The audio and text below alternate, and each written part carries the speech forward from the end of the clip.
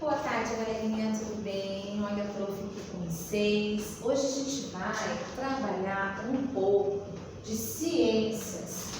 Então, eu vou pedir para vocês pegarem a apostila de vocês em ciências, lá na página 24, onde a gente vai dar continuidade da aula anterior que falava sobre as doenças, né? Sobre os micro-organismos e as doenças, ok? Isso é lá na unidade 8. Então vamos lá? Na página 24, a gente começa falando um pouquinho sobre os direitos e deveres relacionados à saúde, que é uma coisa muito importante, principalmente no momento que nós nos encontramos devido a essa pandemia, né? Então nós temos que ter todo esse cuidado. Aqui a gente vai falar um pouquinho sobre o saneamento básico, ó. O acesso ao saneamento básico, que compreende o recebimento de água tratada e a coleta de lixo e esgoto, além de condições de moradia dignas e com a infraestrutura adequada, como ruas pavimentadas, iluminação e transporte público. Aqui está falando um pouquinho, ó, direitos e deveres relacionados à saúde. Entre os direitos são, então isso seria um direito nosso. Claro que tem muitos lugares que a gente sabe que isso não existe, mas é um direito que nós temos. Aí temos acesso à saúde pública de qualidade, como hospitais e postos de saúde, como médicos, enfermeiros e outros profissionais da saúde. E o acesso a medicamentos gratuitamente na rede pública de saúde ou com preços mais acessíveis. Então, aí tá falando um pouquinho sobre os direitos. Deixa eu puxar aqui. Aí nós temos lá. Saúde da população também depende de alguns deveres. Se eu tenho direito, eu também tenho alguns deveres. Então eu tenho que ter esse cuidado também. Quais são eles? Alguns deles que eu preciso cumprir. Tomar todas as vacinas recomendadas pelo calendário de vacinação, de acordo com a idade e as características de cada pessoa. Não jogar lixo na rua, rios ou qualquer outro local inadequado. O lixo deve ser separado e encaminhado para a coleta. Nós temos que ter esse costume, né? E não tomar medicamentos sem recomendações médicas. Eu não posso ficar tomando medicações sem uma orientação médica, ok? Aí, na página seguinte, lápis na mão, nós temos duas imagens, lavar as mãos e a vacinação. Então eu tenho que olhar as duas imagens, o que ela está representando, em seguida responder o que a proposta está pedindo. Por exemplo, qual é a relação entre as situações retratadas nas imagens e os micro-organismos? O porquê que eu tenho que lavar as mãos e o porquê que eu tenho que me proteger da vacina. Eu tenho que tomar vacina para me proteger. O porquê, né? O porquê que isso é importante, ok? Nós temos na questão B, qual é a situação deve ser repetida várias vezes ao dia? Qual delas que eu devo repetir várias vezes ao dia? A vacinação ou lavar as mãos? Tá notória ali, tá dizendo, né? Claro que é lavar as mãos. Aí eu vou justificar a minha resposta. Eu vou escrever o porquê que é importante eu lavar as mãos, né? Constantemente ali. Por que é importante? Na questão 2, antes da vacinação, antes da invenção do microscópio, as pessoas não sabiam da existência dos micro-organismos e isso contribuía para a transmissão de doenças e a contaminação dos alimentos e da água. Escreva algumas medidas que foram adotadas pelas pessoas após a identificação dos micro-organismos e que evitem esses problemas, né? Quais são as medidas? O que é importante, né? O que eu preciso fazer? Uma delas, a gente sabe que é lavar as mãos, né? Várias vezes, constantemente, principalmente antes da refeição, depois da refeição, quando eu vou ao banheiro, quando eu saio do banheiro, eu tenho que lavar antes e depois. E sempre utilizando o nosso álcool gel, né? Tomar banho diariamente, lavar e cozinhar bem os alimentos, né? Cuidado com esses alimentos. Eu tenho que passar uma água para tirar, né? Se tiver alguma impureza, né? Antes de consumi-los, né? Por exemplo, Maria, coloca a maçã na fruteira, me deu vontade, eu pego a maçã e já coloco na boca. Não, eu tenho que lavar, porque ela ficou ali muito tempo, né? Então tem que ter todo esse cuidado. O exercício 3. Muitos micro-organismos podem causar doenças. Escreva o nome do agente causador da gripe. É da gripe, tá? E cite 2 características desse micro-organismo. Quando eu falo da gripe, nós estamos falando da gripe que está constando lá no texto, ok? Então eu tenho que falar exatamente o porquê. O que é, né? Qual que é o agente causador? Ele é o vírus, né? Então o que acontece? É onde eu vou escrever lá no exercício número 3, beleza? Aí, dando continuidade, nós temos lá o exercício da próxima página, que é na página 26, tá? Onde nós temos ali o desenho do mosquito. Aí eu vou escrever, cite o nome das doenças, né? Então eu vou, de acordo com o que está solicitando, e aqui, ó, a respeito do micro-organismo, eu vou assinalar o que é verdadeiro e o que é falso nessas frases aqui. Então, se eu tiver dúvida, eu volto a fazer a leitura lá do texto, ok? Isso é na página 26. Já na página 27, lembrando que todas as nossas correções nós estamos realizando durante as nossas lives, ok? Então, sempre prestando atenção nessas correções para depois realizar os testes.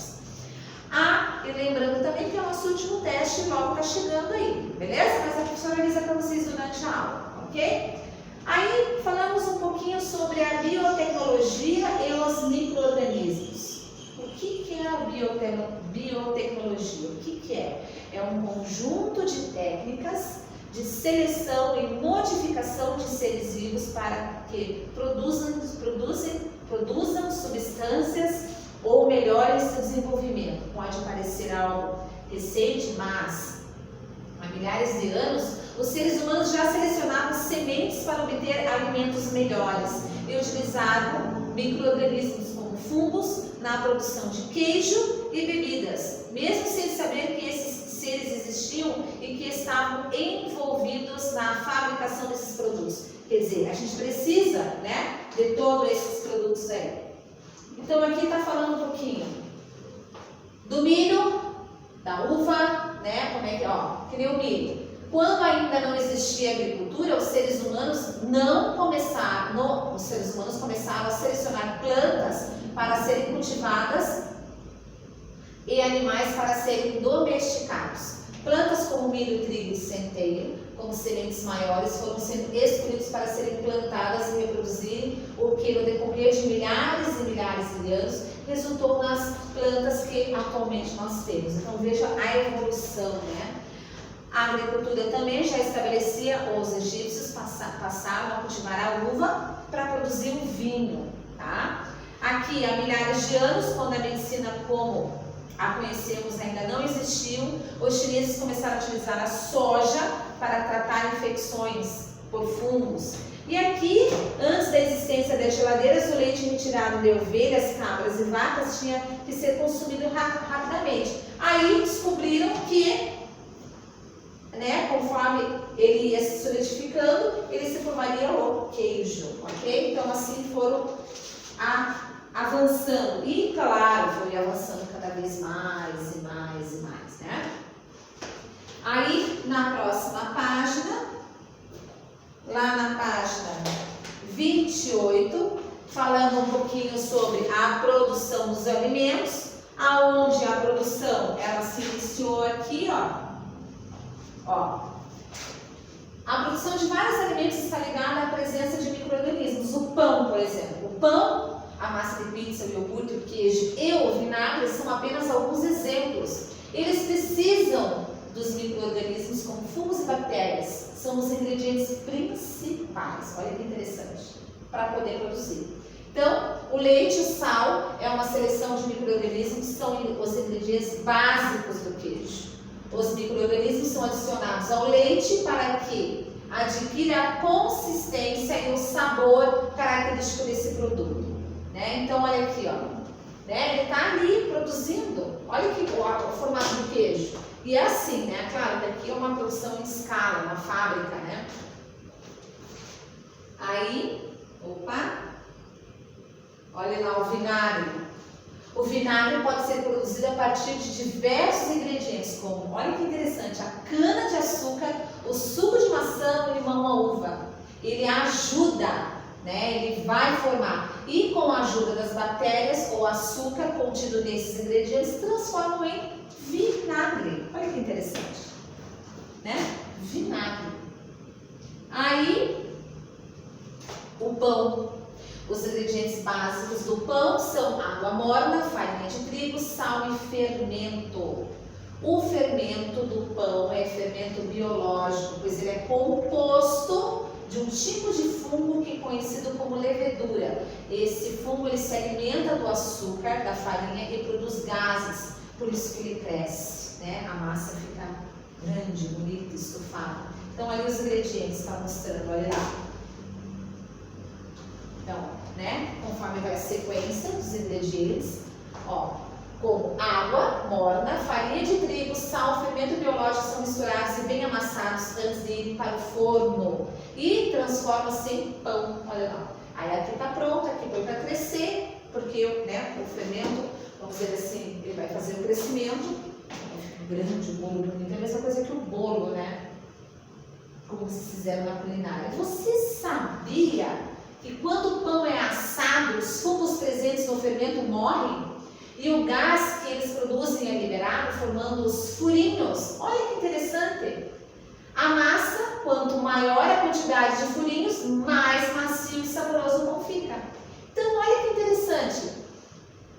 É colocado para poder fazer o crescimento, só que ele morre na hora que ele está no forno. E ele produz os furinhos. E os furinhos seriam o quê? Para a massa ficar mais fofinha. Interessante. Bem interessante, né? Isso no bolo também, né, gente?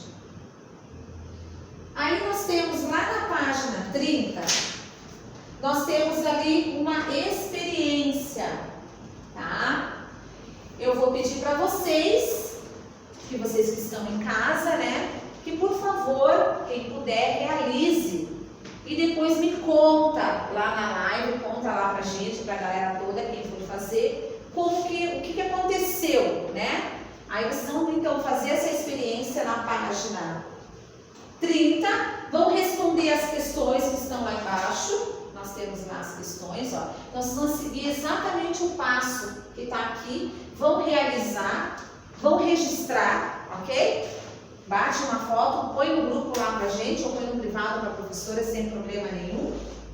Registrem as informações, né, do decorrer da experiência e depois vocês contam lá para a prof lá durante a live, beleza? Então, finalizamos a nossa aula de ciências por hoje, na página 30, e eu espero a experiência de vocês realizadas lá na nossa live, vocês contam pra gente, beleza, galera? Até a próxima aula, então.